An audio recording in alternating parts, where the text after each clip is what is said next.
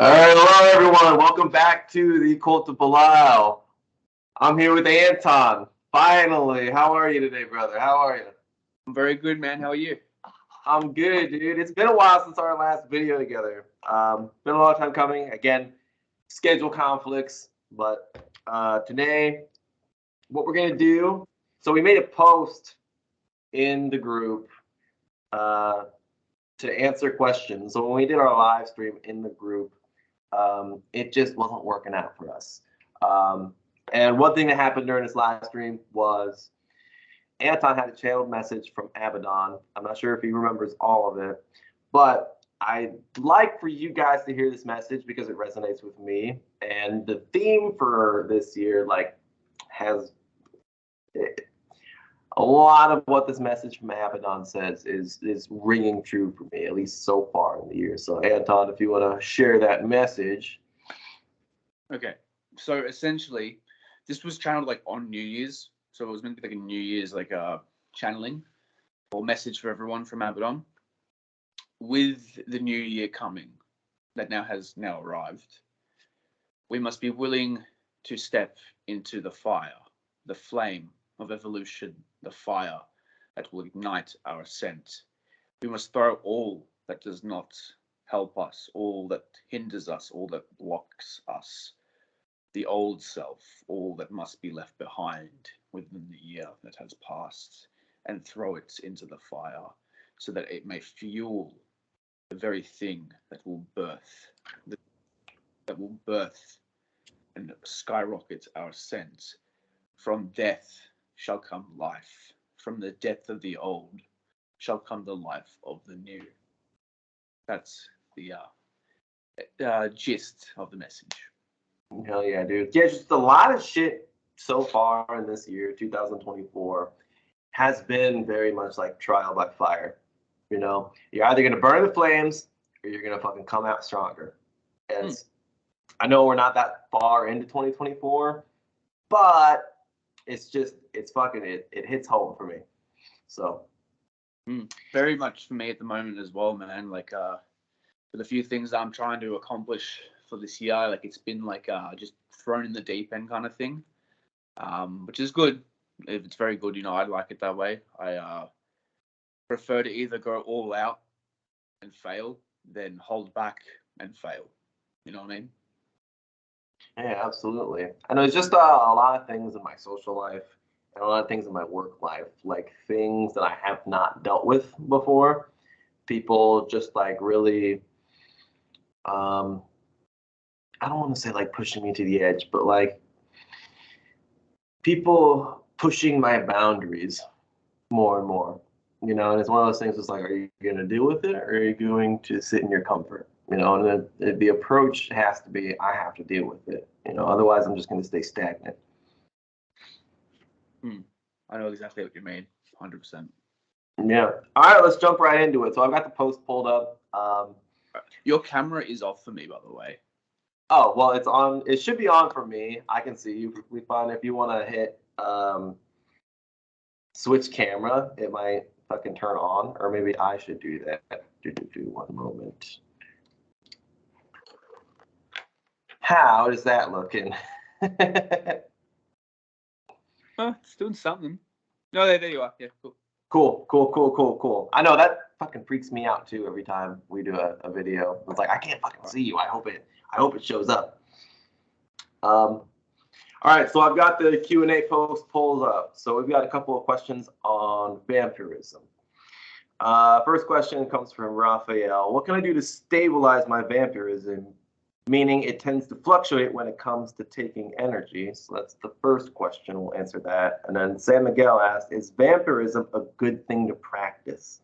Does it involve sucking others' energies to add to the practitioners? So the first question, what can I do to stabilize my vampirism? We made a video a while back that we took down, and I talked about the concept of blood pools, right? So there's a way you can program, you can do a ritual that pulls energy into the crystal rather than directly into your aura, into your being. And that itself sort of acts like a filter, right? Because when you're pulling energies from different people, If you have no way to transmutate it, if you're unaware of how to transmutate stuff like that, you are taking on aspects of them, right? Good or bad. When you're pulling something into a blood pool, you can, so my blood pool is surrounded by black salt. I got a quartz crystal that's about this big. I should have grabbed it because I knew this question was coming. But after it's in there, what I did was, for me, when I get the most benefit from it by using this blood pool afterly.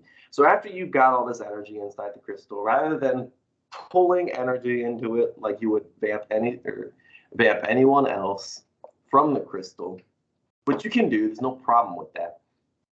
What I've done is I set some red candles around this blood pool, and I was making a literal blood pool in the astral. Okay, and since this blood pool is vamping a large area of my city, whenever I project to that space, it literally looks like a pool filled with blood. And when I project to this space and I sink myself down into its blood, it just pours into me, and I feel warmth, I feel comfort. It's like a hot tub, and it's refreshing, it's rejuvenating. And every time I lay down in my bed, I feel fresh when I do this. So that's one method that you can do. Anton, do you have another way you could stabilize vampirism? Maybe talk about transmutating it?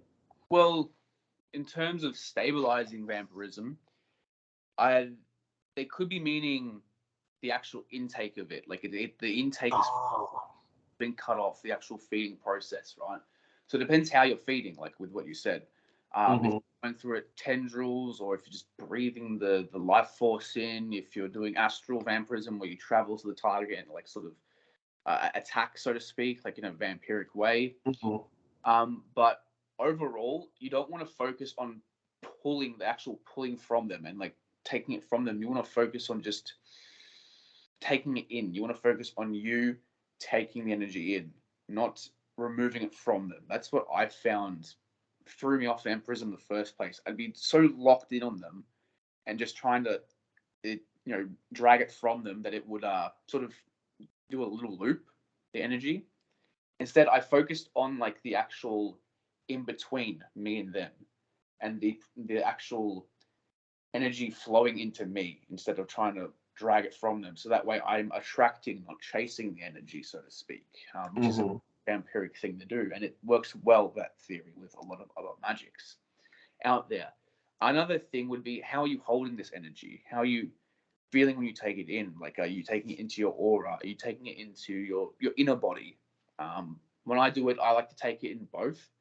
But if you're doing the inner body, you should breathe this energy in and feel it like literally enter your body, go through your veins, your bones, your organs. You should feel it course through you, and you should actually focus on pushing it through all of your body, absorbing the maximum amount. Because when you take in energy vampirically, some of it can escape while you're and then trying to sink it down through yourself. You want to try and absorb as much as possible. And while you do this, the energy does transmute by itself. If you already have vampiric qualities, you naturally do this. It's like a digestion fucking thing. It's like a recycling thing, right? Vampiric empowerments and transformation rituals that I have performed for me and you and others, that helps greatly with this process and the whole digestion and recycling of energy.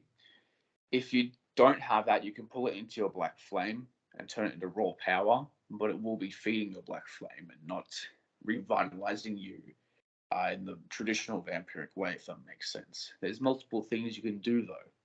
You can take their general life force, which is overall energy, power, revitalization. You can target their physical vessel's vitality to help you look a little bit younger over time, to help you be a little bit healthier energetically wise, things like that.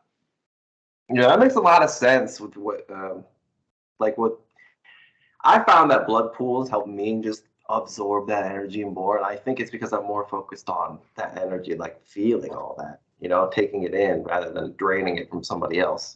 I'm a huge fan of vampiric spells and rituals rather than actively going out and doing it. I know you sort of like the hunt.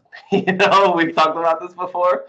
And I'm not saying that I don't, but anytime I fucking have to project to somebody to fucking vampirize them, it's more to shut them up. It's more like, you fucking, shut up, dude. Shut up. It's more just like a kind of like a fuck you to them.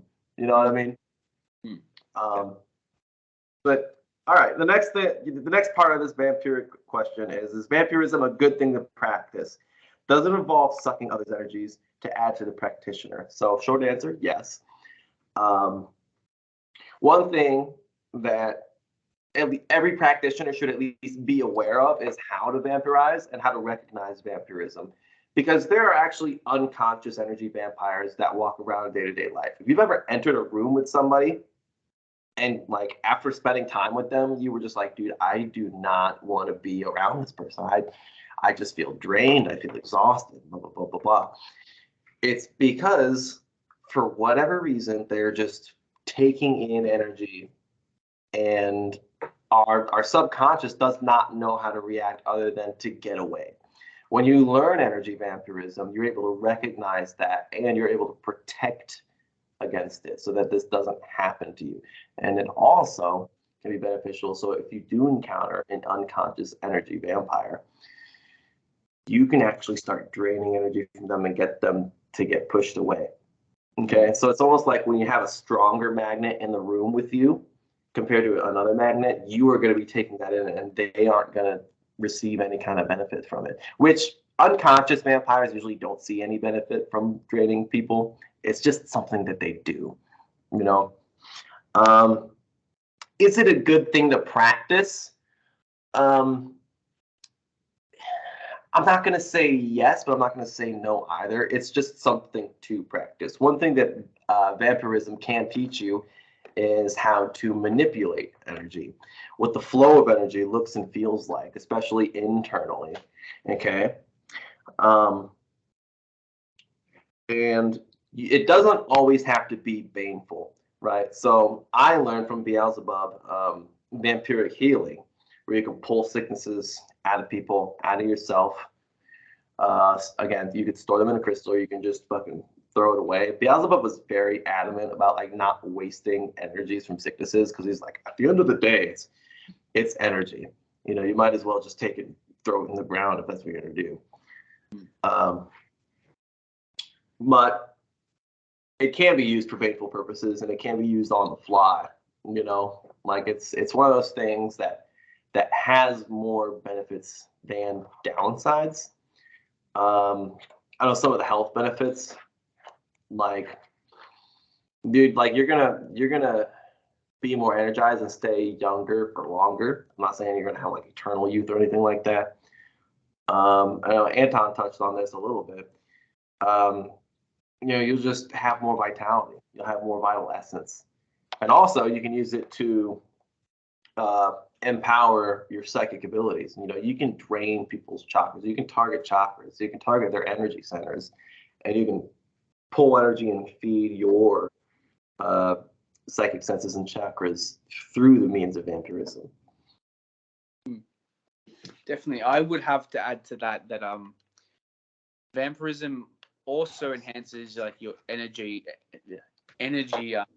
senses, your astral senses, Mm-hmm. Things like astral smell, astral touch, astral taste, being to locate energies with your senses, lock onto them, manipulating energies, as you said, transmutation. It helps with a lot of that. Vampirism is a very useful tool that can be used in a lot of other paths of magic and general spiritual practices, right? And like you said, it doesn't always have to be baneful. It can be used to help others. You can also choose to not take energy from people. You can take it from the life force that is around you. There's life force all around us, in plants, in air, in fire, in water, within the earth. You can take energy from the earth, the sun, the moon, the black sun, whatever. Mm-hmm. Yeah, so yeah, it is also going to help you. So like when you're doing invocations, you're attuning a chakra to a specific current, like it's going to help you draw that towards you. We never want to be going out and reaching out to these places and trying to get closer to that. We essentially want to be bringing these spheres down to us, these currents to us, and just live in it. You know, it's better than chasing, I guess. Yeah. Attract, not chase. Yeah. All right. This question is from Stephanie. We were talking about the more detailed correspondence training for ceremonial magic. I've got just a few books for you I'm diving into, but there's a lot of correspondences to dissect. I'm going to probably take a different approach rather than like pagan holidays, you know, timings for Yule, Samhain, things like that. I think the best thing you can do in order to get a better understanding of correspondences and learn these energies that you're working with, like the best thing that's helped me out is practicing the greater invoking ritual of the hexagram, because the hexagram ritual invokes planetary energies. And when you're invoking these planetary energies, each planet also has an element that it corresponds to. You can use the hexagram ritual to invoke the zodiac. And when you're actually invoking and working with these energies, you're not just reading from a book how they interact with you. You are getting direct experience with it, okay? And then understanding how the element, the planet, and the zodiac all correspond to each other gets you a very deep understanding of how to use it in workings, right? So let's say you are working with the sphere of Mars, right? Mars is a very fiery planet. It's passion, it's aggression, it's war. It's very, you can use it when you're doing any kind of business dealings in order to charge forward, right? It is a very active planet. It's a very hard-headed planet. When you're invoking Mars, when you're going through and doing that ritual, you'll start to understand how to use that and implement it into your practice, right? And then you can actually invoke these spheres. So let's say you're doing a ritual to just give you a little bit more courage, you know, or you need help giving somebody else more courage, and you've got all the ingredients that you need. When you're doing that invoking ritual, you can go through and charge a single ingredient for that spell. You know, you'll do the whole ritual. You'll dump all that energy into that herb. You'll place it aside. You'll go through and do it again and charge your next element of your spell. Okay, you can do that over and over and over again, and you're really going to be boosting the efficacy of your ritual, of your spell. You know, that's just one way that I really learn correspondences. You know, and each spirit has a different planet that it corresponds to, that it likes to be in. So like when you're raising a sacred space, you could actually use the greater invoking ritual of the hexagram to raise that sacred space. If you have no understanding or haven't worked with an energy, like it's really, really fucking good at dumping all that energy into your space. I know whenever I'm sort of gonna go off a little bit here, okay? When I'm wanting to work with a spirit that I've never worked with before, and I know what planet they correspond to or understand their attributes, and I need to raise a sacred space and I want them to feel invited, I'll go through and I'll fucking find out what planet they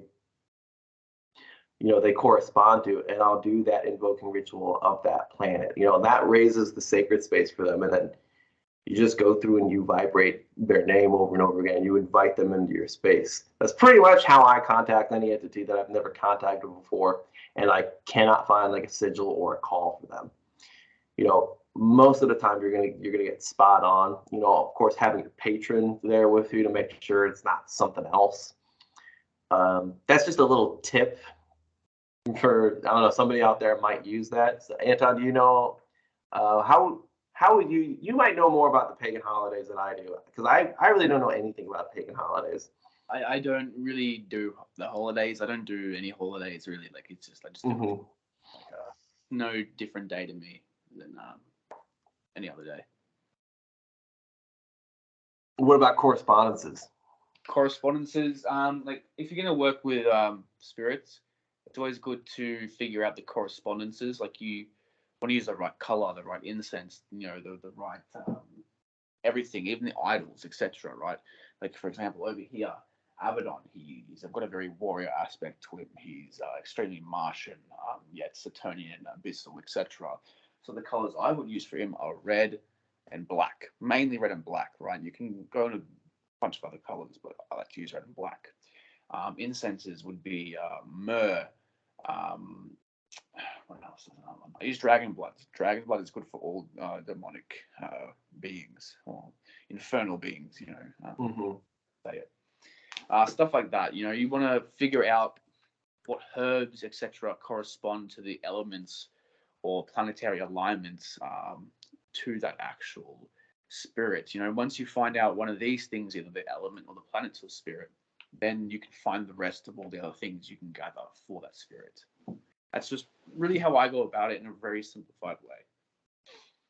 Yeah, absolutely. I know I was doing, I don't think I've talked about this before, but I was working with Bartzabel for a short period of time, dude. And all I knew about him was he was a demon of Mars, you know? So it was really awesome working with him or just feeling that presence, you know, and getting more attuned to martial currents. Just because I don't really work with them all that much, you know? And I'll have to fucking get back into the groove with him. I know I channel a sigil and for him that I want to share to the group, but I also want to channel like a full ritual with him for him. That way, if anybody wants to work with Bartzabel, they can, you know.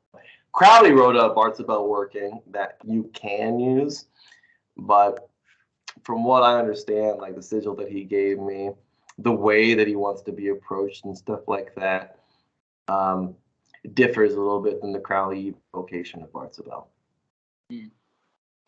I haven't looked too much into Crowley myself. All Bartzabel, but I don't know how to say the name. How you said the name again? Bartzabel. Yeah, I have not looked in that spirit much myself. At the moment, I've been going back to the original three I've first started working with: Lucifer, Abaddon, and Belial. Like going back to my roots, so to speak, to refresh some things, redo some connections with two of them, and you know, just really get back to where I started almost with all of this kind of thing. Yeah, it's good. I recommend everyone do that. You know, just like how anyone would keep a solid connection with their patron and always speak, commune, etc. with their patron, work with their patron. You want to do the same with pretty much all the spirits you've worked with over time. You don't want to just dismiss them after they've done something for you or you've done transformations with them or path workings with them. You want to go back to those things and sort of refresh things, reconnect, etc. And you'll find there's things that you need to pick back up or things that you've either missed or extra things they want to do on top. You know, those which is always good, you know. Yeah, absolutely. It's like you know, I made a pact with Lucifuge last year, and he fucking fulfilled it to the T.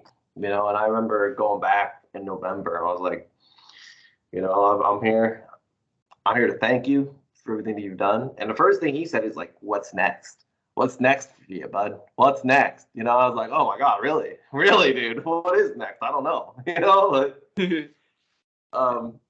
yeah, just stay in contact with the spirits that you always work with, dude. Like, I always, you know, it's good to meditate, and when they pop in, it's good to say hello and see what they want. But again, like, you should be at least once a week getting into ritual, doing a formal ritual with them, doing a formal invocation with them. One, because when you stay in ritual in a regular like practice, your psychic senses are going to be enhanced just by itself. You know, you're going to be more attuned to things of a spiritual nature, things, you know, what spirits look like and interact with, or how they interact with you.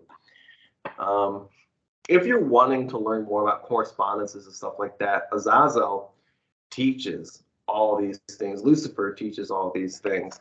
You know, they are very, very good at teaching magic to this degree. And Azazel, actually, one of the first things that me and Azazel worked on was working with the planets. You know, and one of the advices that he gave me, which is what I just reiterated was actually sitting down and meditating and working with the planets rather than reading it out of a book. You know, you're going to understand a lot from reading from a book, but you will only get so far. Okay, when you actually start doing, meditating on the planet, feeling those energies, taking note of how they feel internally and how they affect you, how they affect your external world. That will get you a way better understanding of it rather than getting somebody else's opinion on what the planet is like, And Anton, you fucking work with a lot of the Roman deities that these planets are. So you work with, the deity Mars. You work with Venus. You have been approached by some other planetary gods, So out of all the people that I know, dude, I feel like you have a way deeper understanding than I do on a lot of these planets, just because they are those currents, Yeah. They are that intelligence. They are that spirit, Yeah, definitely. Planets aren't just planets; they're like literal things of energy, and these energies will manifest as a being, right? We may see a physical shape to these beings. Mars, very masculine, helmet, etc., beard, Roman man, but he's not actually a Roman man. He's not even a he. He's just masculine.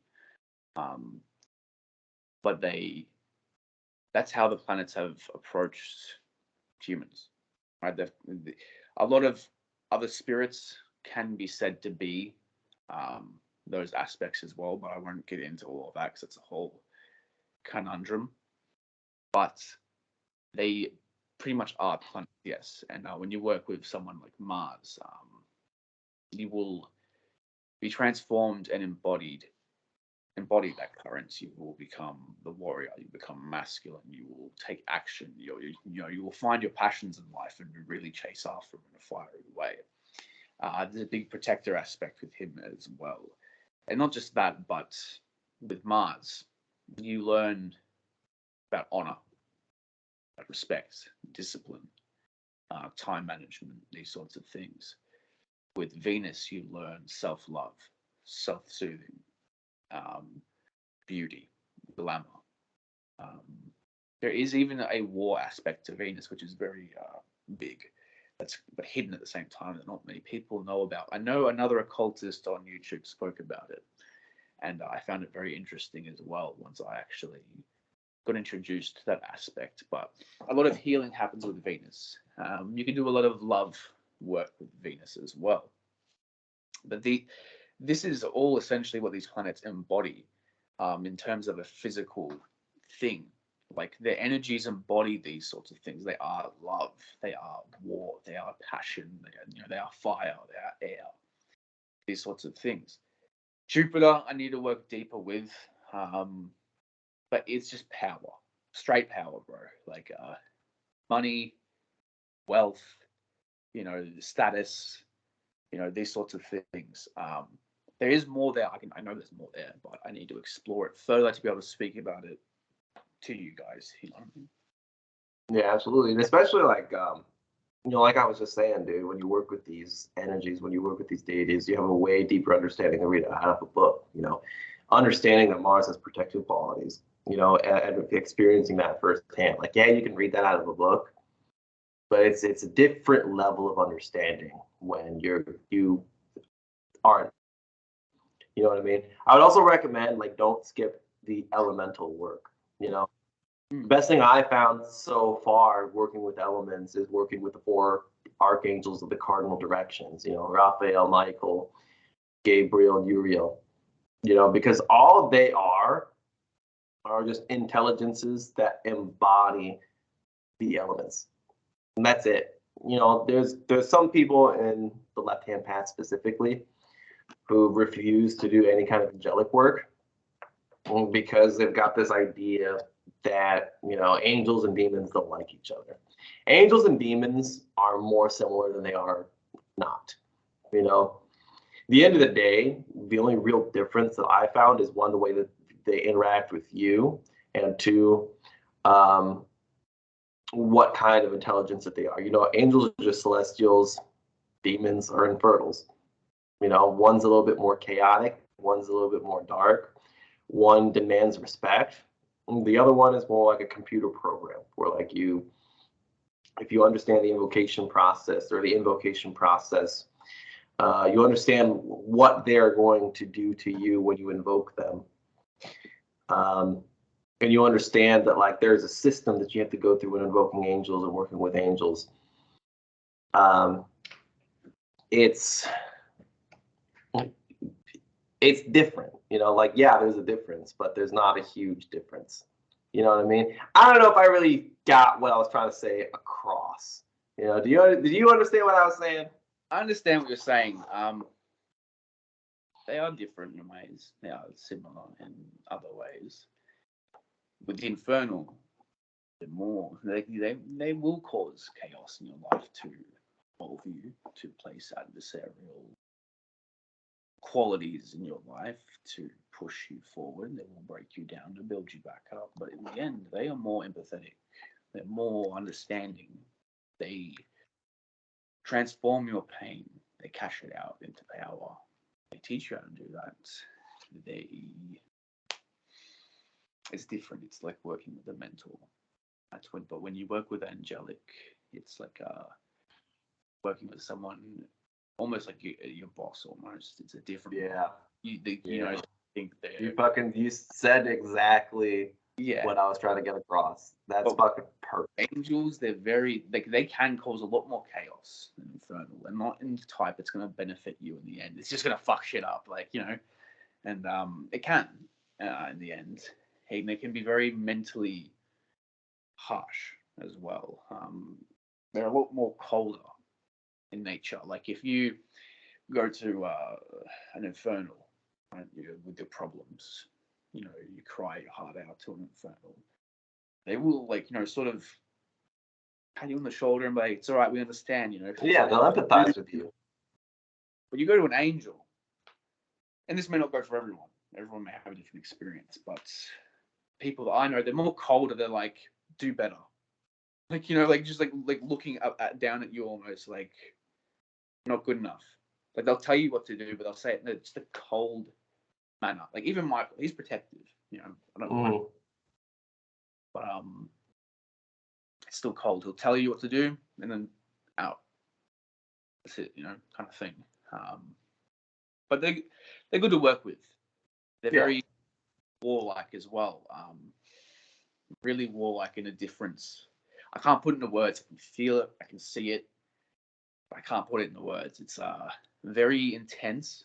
If you've ever had angelic energy, like one like Gabriel, Michael, like invoked in you, it's like it's more so electric.